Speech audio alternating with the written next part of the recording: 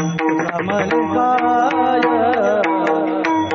होतरा जीव ठेव पायी संताचिया जीव ठेव पायी संताचिया मुख जोडिला पुण्याची मुख जोडिला पुण्याची आराशी पुण्याची ठेव संताच्या जीव ठेव संताचे मुख जोडिला पुण्याचे मुख जोडिला सुखाचे परता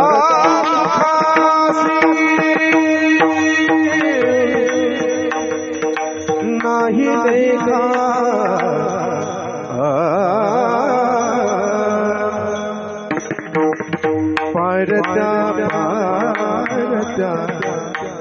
परता सुखासी सुखासी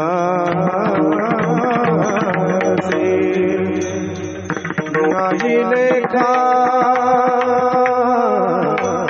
माईकच माईक परता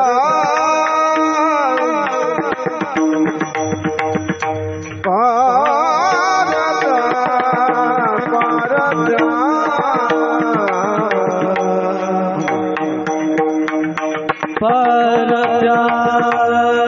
सुखाचे परत्या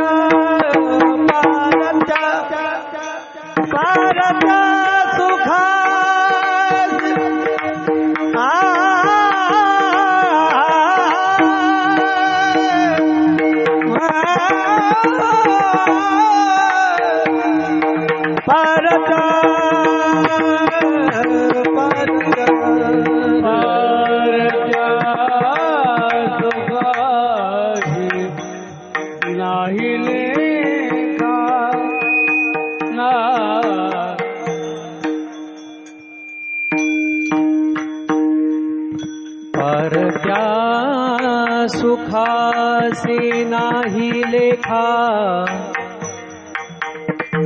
परत्या सुखासी नाही लेखा नाही लेखा परत्या सुखासी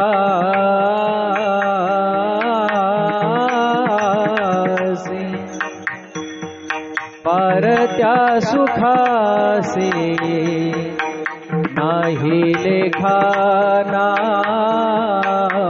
नाही लेखा परत्या सुखासी परत्या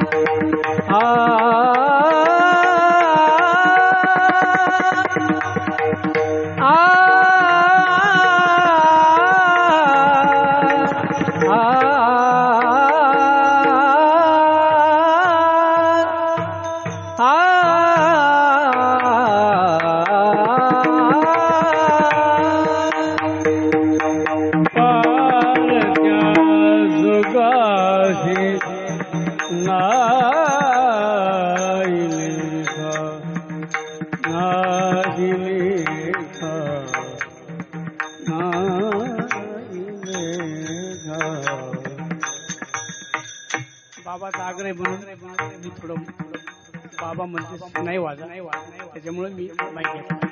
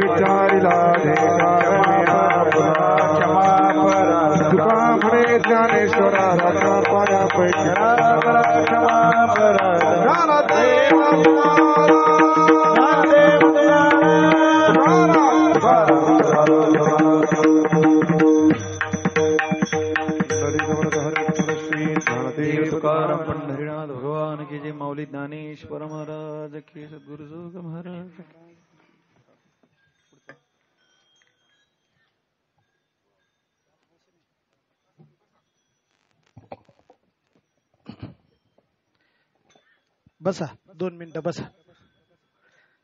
आपुलिया हिता जो असे जगता धन्य माता पिता तयाची कुळी कन्या पुत्र होती जे सात्विक तयाचा हरिक वाटे देवा. पवित्र आणि पावन दरबारामध्ये विश्व माऊली ज्ञानोबरायांच्या दरबारात इंद्रायणी मातेच्या तीरावरती आणि 84 सिद्धांचा सिद्ध भेटी मेळा तो सुख सोहळा कायवानू या सिद्धबेट भूमीमध्ये आज वैकुंठवासी हरिभक्ती परायण गुरुवर्य किसन महाराज पिंगळे गुरुजी यांच्या 15व्या पुण्यस्मरणाच्या निमित्ताने आज चौथ्या दिवसाची सेवा हरिभक्ती परायण सर्व साधकांचे हृदयस्थान असणारे गुरुवर्य डॉक्टर नारायण महाराज जाधव यांच्या रसाळ वाणीतून आपण ती सेवा ऐकलेली आहे आणि आपले कान तृप्त झालेले आहेत.